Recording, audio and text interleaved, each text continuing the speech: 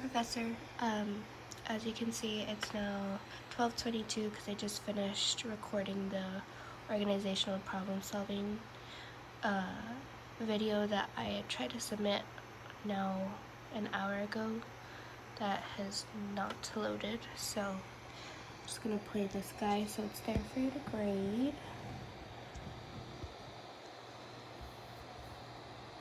The first part of the prompt, how does the book relate to the content that we learned part of the book?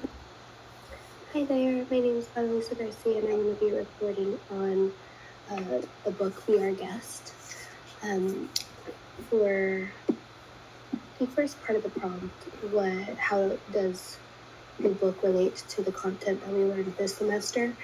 I think it's really cool that it kind of just broke down Disney as a whole as far as marketing, as far as the experience that they create, how they treat their employees, how their employees are supposed to and are expected to treat guests.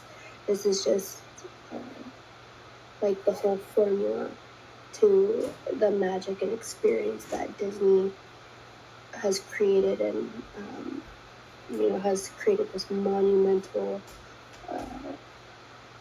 effect and foundation for a lot of other businesses who want to mirror their success. And so some of the terms that they used in Disney terms, they call it guestology. And in other words, for what we learned this semester is pretty much just marketing and how are they going to tailor their experience or their service to fit the needs or expectations of their guests, or how are they going to bring more people in. And they're masters of marketing. And people they've created this culture where people are now obsessive over Disney, and they're so smart with getting people excited about upcoming movies and just like the smallest things, how they'll hint or allude to the next movie or the next big thing in their previous movies, and now you can go back and see, oh my gosh, we should have noticed the whole time that there in the background was the movie that just premiered. It's just like little things like that. They're so smart. And yeah, again, they're just so successful in that aspect. And on page 73, they have guidelines for guest services, which is guidelines for the cast, and their expectations where body language is huge. They're expected to provide immediate service recovery. They have to greet and welcome each and every guest, and then eye contact and smiling. So from the second that a customer walks in, the experience is already uplifting. It's already like you can feel the energy as soon as you come in, because every single employee is expected to be this way. And that's why Disney is so famous. It is supposed to be the happiest place on earth, because you walk in and it smells happy, it feels happy, it sounds happy. It's just the entire environment as a whole is like that. And one of the reasons why it's the happiest place on earth is because these standards that Disney has in their culture and mission, everything of that nature that we learned this semester is instilled so firmly, and their standards are so high. I've even heard that Disney is extremely hard to get hired with, because the expectations of the energy that you have to bring is just top tier. Let's go over another.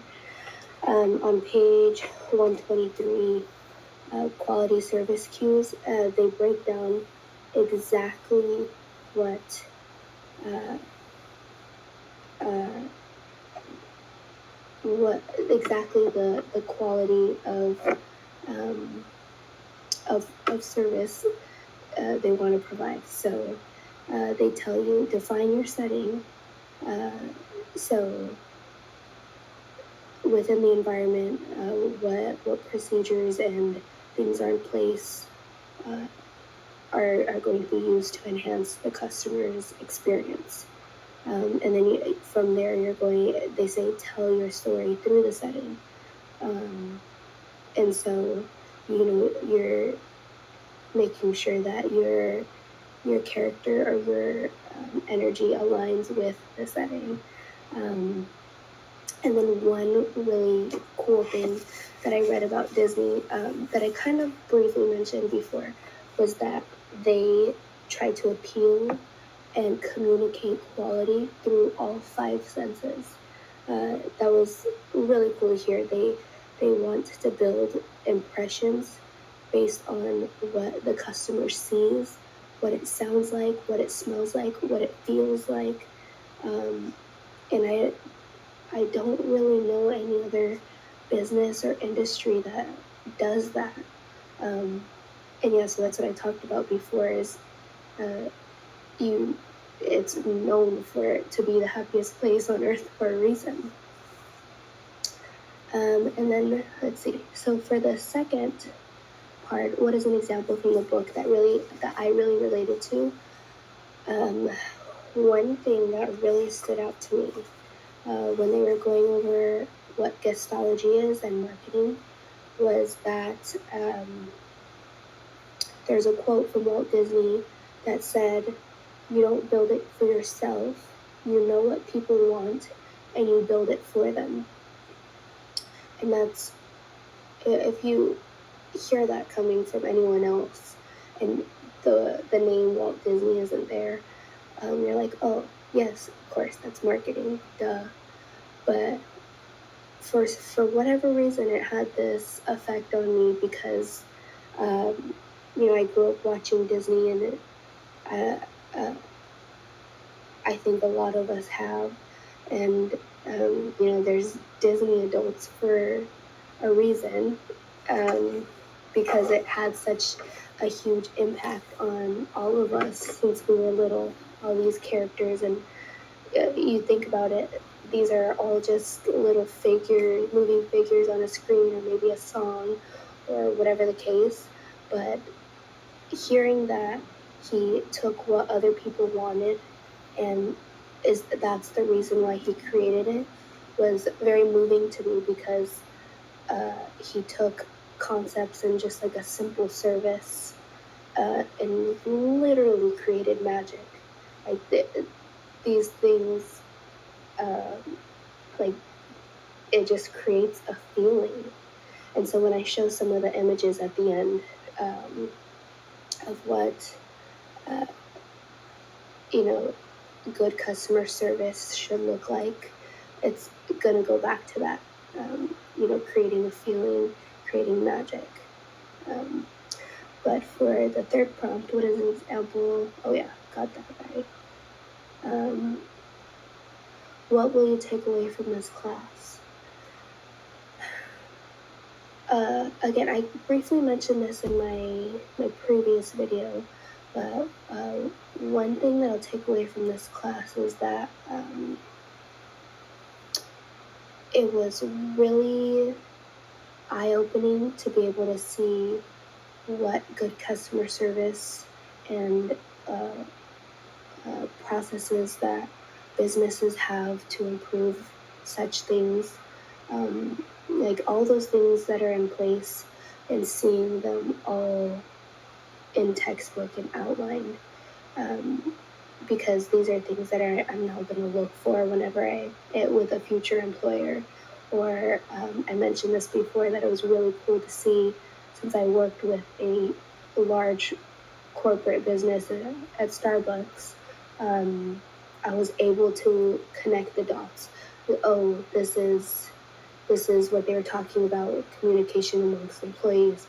oh, this is what they were talking about when problem solving and de-escalating situations. It was just very cool to see that Starbucks is very textbook in that way, because they've been around since 1971. So they're well established, and yeah, it was just really easy to follow along and connect the dots. So I really appreciated that.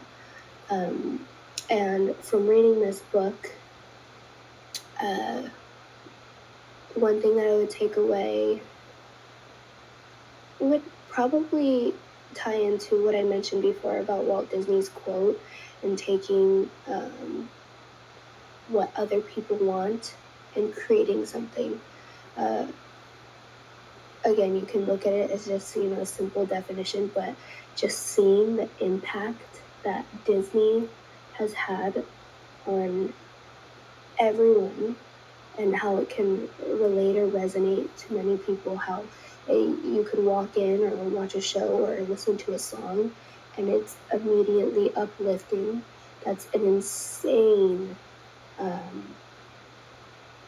impact that one company and one person, well, not one person, but, a single idea has created, where it can literally create feelings. It's just so impressive to me. So some of the pictures that I wanted to show about what customer service should look like. I chose, I just wanted to scroll a little bit, but I chose this one because good customer service is, it has an effect on me when I walk in and see that the employees get along and they work cohesively. And so I have that guy here as well. It's just, and they're empowering and supporting each other, makes you feel as a customer, oh, this has good energy. These people are going to get my drinks out or get my business taken care of efficiently because they work together so well. Right here is something that we learned about in body language. That's huge. Being acknowledged, being welcomed, being addressed when you come in. These are all big